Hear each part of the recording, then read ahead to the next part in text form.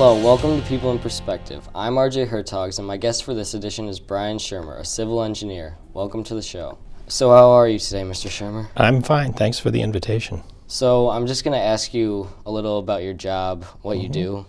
So my first question is, what does a civil engineer do? What are the basics of being a civil engineer?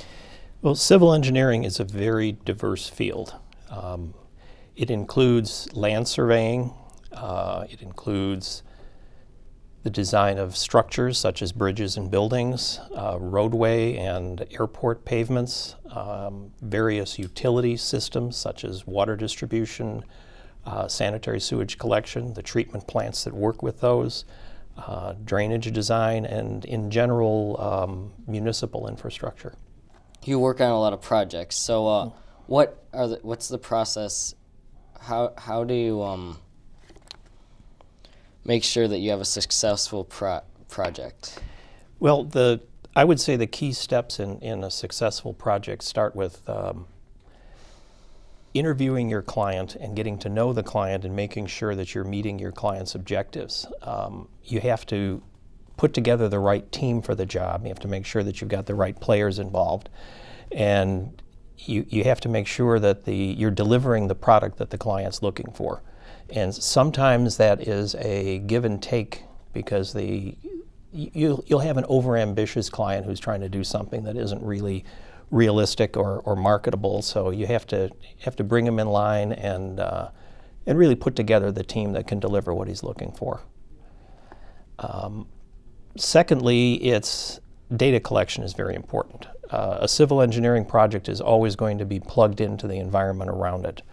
So we need to know the geotechnical, the soils conditions, so that the right foundations can be built and that the drainage works. You need to know what the drainage facilities are around the site so that you can accept water that's flowing into your site and deal with what falls on your site. Traffic conditions, roadway conditions around, so that you can get traffic into and out of your site, and other means of transportation for employees and students or whoever happens to be occupying the project. And well, I guess that's about it as far as data collection goes. Oh, and the topographic survey. I mentioned that surveyors are also civil engineers. And lastly, it's the most important thing is collaboration. You have to have everybody on the team pulling in the same direction. You have to work with municipal officials, get their approval. And communication. Communication is really number one, to make sure that everybody knows what they need to know and that they get that information when they need to know it. And that's not really true of just civil engineering projects. That's true of any kind of project. So you've worked on many projects throughout the years. So what is your biggest project, the project you feel you were most successful? Probably the biggest achievement would be the new Jeddah International Airport in Jeddah, Saudi Arabia, and specifically the drainage design or redesign, since the original designer had made an error and systematically under-designed the drainage system. We had to resize everything, and it was crucial because the project was already under construction, so we couldn't tolerate any delays, so it had to be done in a real hurry, and it involved really the kind of the collaboration that I was talking about. We had put together a pretty good team, brought in some soil specialists because we needed to know how much of the rainfall that fell on the site would actually go into the soil and how much would run off. And the interesting aspect of it was that since everything was basically flat, there was nowhere for water runoff to go. We had to contain everything. And the reason that worked was because it's Saudi Arabia and it doesn't rain often, but it does rain a lot. So the strategy there was to capture the entire rainfall. And then we had to adjust some of the adjacent facilities because the flood levels were now higher than we thought they were. So adjacent roads and runways and such had to be raised a little bit now and then, here and there. So again, it involved quite a bit of collaboration. Okay. How did you get started as an engineer, a civil engineer? Well, I was always good at math and science, so that's kind of what steered me in that direction. And I think of myself as kind of a practical guy. So that was why I headed toward engineering rather than a pure science. Pure science tends to be a little more theoretical. And how civil engineering specifically, probably as a teenager, I was interested in cars, as a lot of teenagers are. You get your driver's license and so on. And that kind of led to my interest in highway engineering and traffic engineering, and since those are part of civil engineering, I went in that direction, although I didn't entirely stay within that field. I kind of expanded within civil engineering. Okay, what kind of projects do you work on? What are the variety of different projects? Well, I've worked on a huge variety of projects. My career spanned 40 years and 35 with my last employer. Worked on anything as small as a single family home up to the airport that I was talking about earlier, which was at the time and may still be the world's largest airport. It was 42 square miles, so that was huge. In the United States, worked in from coast to coast, and in Chicago, probably the two most notable projects are the Trump Tower and Millennium Park. And do you have a picture of one of the projects you worked on? Well, these are some of the more interesting projects. This is, let's see if I got that framed right. This is the new U.S. Embassy in Beijing, China.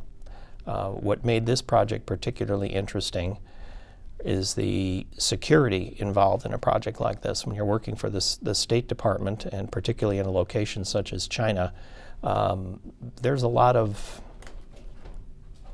bugging that goes on, and that was one of the reasons why a new embassy was needed, because the existing embassy was completely compromised from a security standpoint. So we designed the new embassy, and it became a time-critical project because we had to have it complete to move in so that the old embassy building could be used for the U.S. Olympic headquarters.